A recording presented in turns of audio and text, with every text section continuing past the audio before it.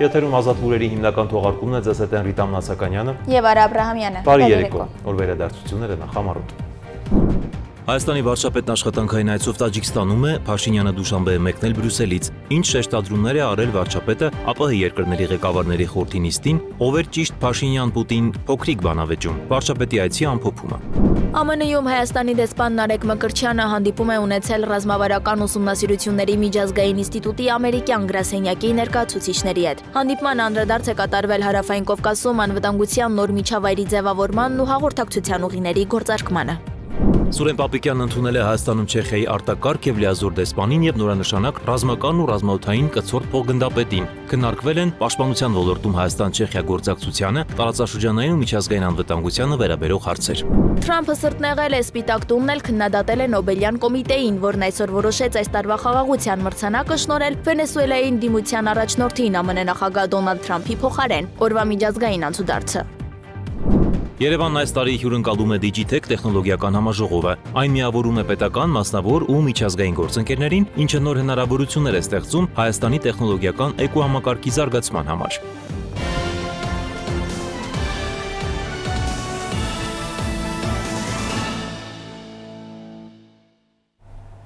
Հայաստանի վարչապետը աշխատանքային այցով Տաջիկստանում է, Փաշինյանը դուշանբե է մեկնել Բրյուսելից, ԱՊՀ մյուս գործընկերներից ավելի ուշ պարզվում է վարչապետի բացակայությունը նկատել, անգամ քննարկել են գործընկերները։ Դա պարզ է դառնում համացանցում տարածված տեսանյութից, որտեղ Ալիևին է դիմում Բելարուսի նախագահ Լուկաշենկոն, տեսակ, իսկ դուք անհանգստանում եք, որ չի գա, ես ձեզ ասում էի, Նիկոլ Վովայևիչը առանց մեզ չի կարող։ Ինչ շեշտադրումներ է արել վարչապետը ԱՊՀ երկրների ղեկավարների խորհրդի նիստին,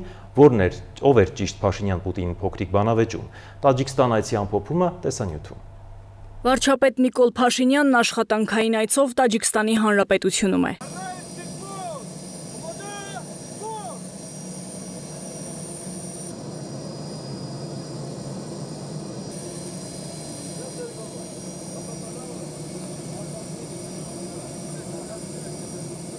Դուշանբեի միջազգային օդանավակայանում Նիկոլ Փաշինյանին դիմավորել է Տաջիկստանի վարչապետը։ Տաջիկստանի հետ առևտրատնտեսական հարաբերությունների նոր ազդակ հաղորդելու հետագա քայլերն են քննարկել երկու երկրների ղեկավարները։ Տաջիկստանի Հանրապետության նախագահ Էմոմալի Ռահմոնը ողջունել է Վաշինգտոնի հանդիպման արդյունքներով խաղաղության համաձայնագրի նախաստորագրումը եւ հայտնել իր երկրի աջակցությունը Հայաստան-Ադրբեջան հարաբերությունների կարգավորման գործընթացում։ Առանձնազրույցից հետո վարչապետը մասնակցել է ԱՊՀ պետությունների ղեկավարների խորհրդի հերթական նիստին։ Հայաստանի եւ Ադրբեջանի միջև խաղաղության հաստատման կապակցությամբ վարչապետը շնորհավորել է ԱՊՀ բոլոր անդամ պետություններին, վստահություն հայտնել, որ բոլորն իսկապես ուզում էին հասնել տարածաշրջանի կայուն խաղաղության։ Բացի այդ, ըստ վարչապետի, Թրամփի ուղի հանուն միջազգային խաղաղության եւ բարգավաճման հաղորդակցության ծրագրի իրականացումը բացում է արտահանման եւ ներմուծման նոր հնարավորություններ ոչ միայն Հայաստանի, այլև ԱՊՀ երկրների համար։ TRIP նախագիծը Հայաստանին հնարավորություն է տալիս երկաթուղային եւ այլ տրանսպորտային կապ ունենալ ԱՊՀ անդամ պետություն Ադրբեջանի եւ ԱՊՀ մյուս անդամ պետությունների հետ։ Սա նշանակալից փոփոխություն եւ հանգամանք է, որը անկասկած կնպաստի ԱՊՀ շրջաններում տնտեսական կապերի ամրապնդմանը եւ կազմակերպության արդյունավետության բարձրացմանը։ TRIP նախագիծը բացում է արտահանման եւ ներմուծման նոր հնարավորություններ նաեւ ԱՊՀ երկրների համար։ Ելույթներից հետո մասնակից ղեկավարները քննարկել են երկրների միջև ապրանքաշրջանառության աճը։ Պուտինը նշել է, որ ԵԱՏՄ-ին անդամակցությունը բացում է շուկաներ եւ ապահովում տնտեսական օգուտներ։ У нас с Арменией. Сколько сейчас товарооборот выскочил? Товарооборот с Арменией сейчас какой? Ռուսաստանի առաջնորդը որպես օրինակ բերել է Ռուսաստանի եւ Հայաստանի միջև առևտրի ծավալների աճը, վարչապետ Փաշինյանից հետաքրքրվելով, որքան է այն կազմել 2025 թվականին։ Այս տարի այն արդեն 4 միլիարդ դոլարի է հասել։ Ոչ, ավելին։ Այս տարի 4 միլիարդ, նախորդ տարի 9 միլիարդ։ Անցյալ տարի էլ այն ավելի շատ էր, այս տարի էլ այն ավելի շատ կլինի։ Դա պարզապես ակնհայտ է։ Այս առաջին հայացքից անհամաձայնություն պարունակող փոքրիկ երկխոսությունը բնականաբար չի վրիպել ընդդիմադիրների աչքից եւ արագ դարձել է խոր վերլուծությունների առիթ։ Ցավոք այդ վերլուծություններում փաստական ոչ մի տվյալ հաշվի առնված չէ։ Իսկ ինչ են խոսում պաշտոնական փաստաթղթերը։ Հայաստանի էկոնոմիկայի նախարար Գևորգ Պապոյանը հրապարակել է Հայաստանի վիճակագրության կոմիտեի պաշտոնական տվյալները, որոնցում մարձանագրված է 2025 թվականի հունվար-օգոստոսին Հայաստան-Ռուսաստան ապրանքային առևտրաշրջանառության ծավալը կազմել է 4.5 միլիարդ դոլար։ Նախորդ տարվա նույն ժամանակահատվածում 9.2 միլիարդ դոլար։ Պատգամավոր Բաբկեն Թունյանն էլ նշել է, պաշտոնական տվյալները ցույց են տալիս, որ վարչապետ Փաշինյանի ներկայացրած թվերը քիչ են տարբերվում փաստաթղթում արձանագրված թվերից, իսկ Պուտինի կանխատեսումը սխալ է, քանի որ 2025 թվականի առաջին 8 ամիսների տվյալներով Հայաստան-Ռուսաստան առևտրաշրջանառությունը կրկնակի նվազել է։ Ակնհայտ է, որ այս տարվա արդյունքներով առևտուրը չի կարող ավելի շատ լինել, քան նախորդ տարի։ Բաբկեն Թունյանը նաև հորդորել է վերջին 2-3 տարիների ապրանքային առևտրաշրջանառության թվերին խիստ վերապահումներով մոտենալ, որովհետև այդ թվերը ներառում են վերաարտահանման ծավալները։ Եթե վերաարտահանումը ֆիլտրենք եւ փորձենք հասկանալ իրական առևտուրը, թվերը շատ ավելի փոքր կլինեն։ Իդեպ Դուշանբեում ԱՊՀ գագաթնաժողովի ընթացքում տեղի է ունեցել նաև Փաշինյան-Ալիև հանդիպում։ Հայաստանի եւ Ադրբեջանի առաջնորդները քննարկել են խաղաղության ուղղությամբ առաջընթացը։ Այդա Կիրակոսյան, Free News, Ազատ լուրեր։ Ռուսաստանի Դաշնության եւ Ադրբեջանի հարաբերություններում ճգնաժամ չի եղել, դա զգացմունքների ճգնաժամ էր, հայտարարել է Վլադիմիր Պուտինն, անդրադառնալով երկու երկրների հարաբերություններին։ Նա հույս է հայտնել, որ Ադրբեջանի հետ հարաբերություններում զգացմունքները կմնան անցյալում։ Հույզերն իհարկե անխուսափելի են, բայց միշտ ավելի լավ է դրանք զսպել, որպեսզի չխանգարեն աշխատանքին։ Հուսով եմ, այս ամենն անցյալում է, ասել է Պուտինը։ Նա նաև հայտարարել է, որ Ադրբեջանը գործնականում ռուսախոս երկիր է, ինչը փաստում է Ռուսաստանի հետ հարաբերությունները զարգացնելու պետության տրամադրվածության մասին։ Պուտինը հավելել է, որ մեծ հույս ունի ապագայում երկու երկրների միջև նման հարաբերությունների զարգացման համար։ Միացյալ Նահանգներում Հայաստանի դեսպան Նարեկ Մկրտչյանը հանդիպում է ունեցել Ռազմավարական ուսումնասիրությունների միջազգային ինստիտուտի ամերիկյան գրասենյակի ներկայացուցիչների հետ, այս մասին հայտնել է դեսպանությունը։ Հանդիպմանը, որին ներկա են եղել տնօրեն Թոմաս Բեթեքը, տրանսատլանտյան կապերի գծով ավագ հետախուզող դեսպան Մայքլ Քարփենթերը, ինստիտուտի այլ ներկայացուցիչներ, անդրադարձ է կատարվել Հարավային Կովկասում անվտանգության նոր միջավայրի ձևավորմանն ու հաղորդակցությունների գործարկմանը։ Քննարկվել է համատեղ ուսումնասիրությունների եւ գիտաժողովների անցկացման հնարավորությունը, մասնավորապես թե ինչպես TRIP նախագիծը կարող է փոխել Հարավային Կովկասի աշխարհաքաղաքական եւ աշխարհատնտեսական դինամիկան։ Սուրեն Պապիկյանն ընդունել է Հայաստանում Չեխիայի արտակարգ եւ լիազոր դեսպան Պետր Պիրունչիկին եւ նորանշանակ ռազմական ու ռազմաօդային կցորդ փոխգնդապետ Ժիրի Մրաչեկին։ Պաշտպանության նախարարը շնորհավորել է փոխգնդապետին Հայաստանում պաշտոնը ստանձնելու կապակցությամբ եւ մաղթել հաջողություններ իր առաքելության ընթացքում։ Քննարկվել են պաշտպանության ոլորտում Հայաստան-Չեխիա գործակցությանը, տարածաշրջանային ու միջազգային անվտանգությանը վերաբերող հարցեր։ Պաշտպանության նախարարի առաջին տեղակալ զինված ուժերի գլխավոր շտաբի պետ գեներալ լեյտենանտ Էդվարդ Ասրյանի գլխավորությամբ վարչական համալիրում տեղի է ունեցել զինծառայողների գաղափարական դաստիարակության ոլորտին առնչվող կոնֆերանս, որի ընթացքում ներկայացվել են տարբեր զեկույցներ։ Միջոցառումն ավարտվել է արդյունքների ամփոփմամբ, կարծիքների փոխանակմամբ եւ հետագա աշխատանքների առաջնահերթությունների ներկայացմամբ։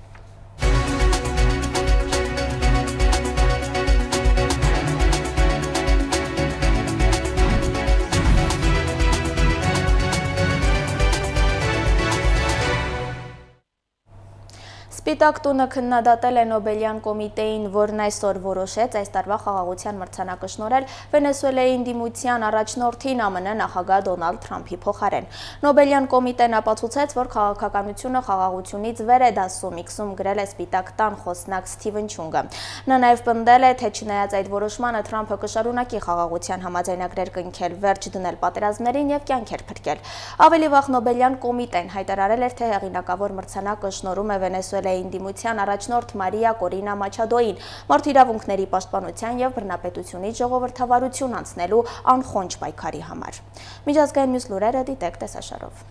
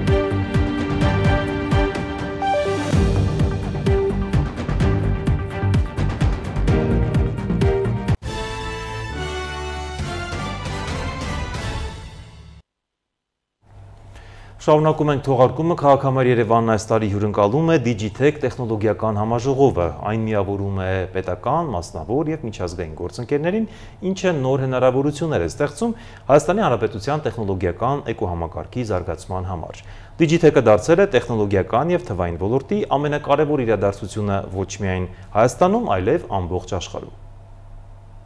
Digitech-ը, որը դարձել է տեխնոլոգիական և թվային ոլորտի ամենակարևոր իրադարձությունը ոչ միայն Հայաստանում, այլև ամբողջ աշխարհում, կրկին իր դռներն է բացել այցելուների առաջ։ Digitech 2025-ը միավորել է Հայաստանի և արտերկրի մասնագետներին, բանախոսներին, ներկայացուցիչներին և պատվիրակություններին նոր գաղափարների իրականացման շուրջ։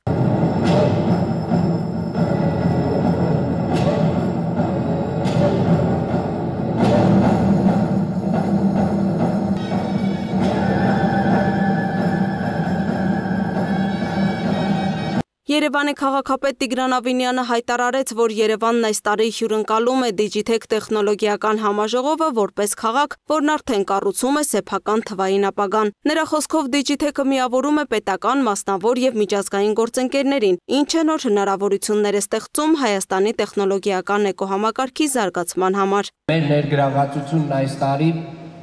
առավել ընդգծված։ Մենք Digitech-ի կողքին ենք որպես գործընկեր, որը կարողացել է ներդնել նորարարությունը քաղաքային կառավարման մեջ։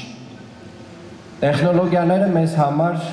գործիք են, քաղաքը դարձնելու ավելի արդյունավետ, ավելի կանաչ, ավելի մարդակենտրոն։ Եվ այս օրերին մենք ներկայացնելու ենք նաև Երևանի թվային լուծումները, GIS համակարգերը, ակտիվ քաղաքացի հարթակը, էլեկտրոնային ծառայությունները, խելացի տրանսպորտի և կառավարման համակարգեր։ Հայաստանի Հանրապետության բարձր տեխնոլոգիական արդյունաբերության նախարար Մխիթար Հայրապետյանի բնորոշմամբ Digitech-ը հնարավորություն է աշխարհին ցույց տալու Հայաստանի տեխնոլոգիական ձեռքբերումներն ու ոլորտի նվաճումները, նաև նախանշելու հետագա անելիքները։ Նախարարը շնորհավորելով ներկաներին Digitech-ի 20-ամյակի կապակցությամբ նշեց, որ վերջին 1 տարվա աշխատանքները զեկուցելու համար ավելի լավ առիթ, քան Digitech-ն է, հնարավոր չէ գտնել։ Հայրապետյանը կիսվեց բարձր տեխնոլոգիաների ոլորտում տեղի ունեցած կարևոր իրադարձություններով, որոնք տեղի են ունեցել նախորդ տարվա Digitech-ից հետո։ 24 թվականի դեկտեմբերի 4-ին ընդունվեց նոր օրենսդրություն 7-ամյա մի ծրագիր բարձր տեխնոլոգիաների ոլորտը զարգացնելու նպատակով, որի տակ կառավարությունը հատկացրեց 7-ամյա կտրվածքով մի քանի $100 միլիոն, եւ քեշբեքի տեսքով տեխնոլոգիական ընկերություններին աջակցության, ինչպես նաև հարկային արտոնությունների, որը գալիս է խրախուսելու առանդի աշխատանքները։ Հունվարի 22-ին մենք ընդունեցինք նոր օրենսդրություն, որով երկակի եւ ռազմական չճանաչված ապրանքների համար մենք նոր մաքսային բարելավում իրականացրինք, փորձելով օգնել ինժեներական ընկերություններին էլ ավելի արագ կազմակերպել մատակարարումը։ Մենք ներկայացնում ենք Ծիրան տեխնոլոգիական դպրոցը, որը ժամանակակից նորարարական դպրոց է, որտեղ պատանիները, մեծահասակները սովորում են անօդաչու թռչող սարքերի բոլոր գաղտնիքները։ Մեզ մոտ կարող են ուսուցանել Mavic, 3D մոդելավորում, արհեստական բանականություն եւ իհարկե ATS-ի հավաքում եւ կառավարում։ Ներկաները նշեցին, գնահատելով 25 տարվա աշխատանքը պետք է չբավարարվել եղածով, այլ առաջ շարժվել, քանի որ արհեստական բանականության զարգացմանը զուգահեռ ամեն օր փոփոխվում է նաև տեղեկատվական տեխնոլոգիաների ոլորտը։ Լուսինե Գրիգորյան, Տիգրան Ղազարյան, Free News, Ազատ լուրեր։ Թիմը, որն այս տարվա ամենատեխնոլոգիական միջոցառման Digitech 5G գործընկերն է, ներկայանում է ընկերությունների խմբով։ Դրանք են Team Systems-ը, Team Solutions-ը, Team Pay-ը, ByKTM-ը և Team Telecom Armenian։ Ընկերությունն այս տարի այցելուների համար նորություններ ունի Meridian Expo կենտրոնում անցկացվող Digitech-ի շրջանակում, որը կշարունակվի մինչև հոկտեմբերի 12-ը ներառյալ, այցելուները կարող են ծանոթանալ ընկերությունների խմբի առաջարկներին։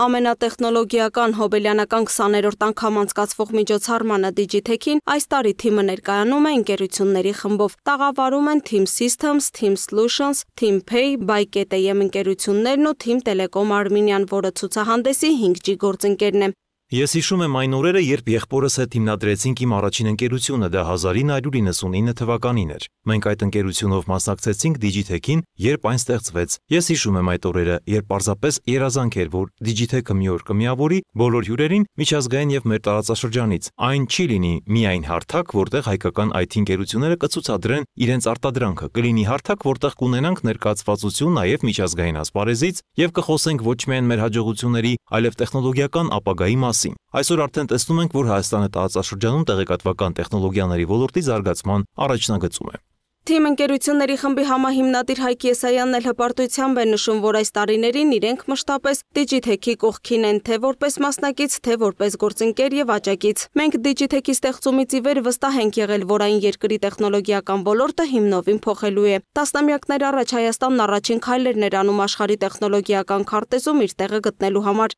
Իսկ այսօր արդեն խոսում ենք AI օգնականի, խելացի տան եւ բազմաթիվ այլ ժամանակակից լուծումների եւ Հայաստանի որպես AI եւ տարածաշրջանային տեխնոլոգիական կենտրոն դառնալու մասին, ասում է Հայկ Եսայանն ու հավելում. Այդ ամենն իրականություն է նաև տարածաշրջանային տեխնոլոգիական այս ամենամասշտաբային միջոցառման շնորհիվ։ Կարծում եմ այսօր դուք բոլորը ականատես եք, թե ոնց է մեծացել Digitech-ը եւ արդեն արտերկրից ընկերություններ են մասնակցում, մենք ենք մասնակցում եւ մեր ընկերությունը եւ մյուսները միշտ փորձում են նորարարական լուծումները հենց ցույց տալ Digitech-ին։ Մենք առաջնային հիմա ցույց ենք տալի մեր հեռուստատեսության նոր պլատֆորման, որը կարող եք տեսնել, եւ ունենք TeamPay հավելվածը, որը նոր հնարավորություններով քարտի ստեղծման, վիզայի կցման մեր համար նորարարական են, նման լուծումներ ուրիշներն ունեն։ Այս տարվա Digitech-ն աննախադեպ է, առաջին անգամ այն անցկացվելու է 3 օր ու գիշեր անընդմեջ։ Ցերեկն ավանդական տեխնոլոգիական ցուցահանդեսն ու կոնֆերանսն են, իսկ գիշերը փառատոն գերհագեցած մշակութային ծրագրով։ Այս 3 օրերին Երևանը դառնալու է տեխնոլոգիական աշխարհի կենտրոնը։ Տոկիոից մինչև Սան Ֆրանցիսկո, Բոստոն, Նյու Յորք, Փարիզ, Սիդնեյ։ Բոլոր քաղաքներից ունենք բանախոսներ, ներկայացուցիչներ, պատվիրակություններ, ասում է միջոցառման կազմակերպիչ առաջատար տեխնոլոգիաների ձեռնարկությունների միության տնօրեն Սարգիս Կարապետյանը եւ գոհունակությամբ ընդգծում ավանդական գործընկերը թիմը կրկին իրենց հետ է այս տարի որպես 5G գործընկեր։ Ուզում եմ շնորհակալություն հայտնեմ մեր մշտական գործընկեր եւ հովանավոր Թիմ Տելեկոմին։ Այս տարի գրեթե 3 անգամ Digitech-ը մեծ է, սա Հայաստանում տեղի ունեցող ամենամեծ միջոցառումն է։ Եվ այս մեծ միջոցառման ամբողջ ցանցը եւ ինտերնետը ապահովում է Թիմ Տելեկոմը, ինչի համար եւս շնորհակալ ենք Թիմ Տելեկոմին։ Հոբելյանական Digitech-ին թիմի տաղավարի այցելուներին սպասում են բազմաթիվ առաջարկներ։ Թիմ Տելեկոմ Արմենիան միջոցառմանը կներկայացնի իր հերթական նորարարական լուծումը։ Բաժանորդների սպասարկումն արագացնող հայալեզու AI օգնականը, Թիմ TV-ի նոր ձևաչափը, Cosmo Box-ը եւ Cloud Gaming հնարավորությունը, որոնք բազմաթիվ սարքավորումներ, այդ թվում հեռուստացույցներ դարձնում են խաղային։ Team Systems-ի տաղավարում այցելուները կգտնեն խելացի տան ինտեգրված լուծումներ, դիզայներական հեռուստացույցներ, նաև նորարարական ինժեներական նախագծեր։ TeamPay-ը Digitech-ում կներկայացնի իր նոր թվային վճարային քարտը, որն օգտատերերին հնարավորություն է տալիս կատարել իրենց վճարումներն առավել պարզ, արագ եւ անվտանգ։ Team Solutions-ի տաղավարի այցելուները կկարողանան ծանոթանալ Զանգեզուր կոնտակտային կենտրոնի լուծմանը, որն այսուհետև հնարավորություն է տալիս սպասարկելու ոչ միայն զանգեր, այլև էլեկտրոնային նամակներ, SMS-ներ եւ սոցիալական մեդիայի հաղորդագրություններ։ Buy.am on-line մոլի տաղավարում էլ այցելուներին կներկայացվեն գնումներ կատարելու նոր ու հարմարավետ միջոցներ, նաև հատուկ առաջարկներ գործընկերների կողմից։ Լուսինե Գրիգորյան, Տիգրան Ղազարյան, Free News, Ազատ լուրեր։ Թողարկման ավարտին ծանոթացեք նաև եղանակային կանխատեսումներին։ Հաջողություն։ Ցտեսություն։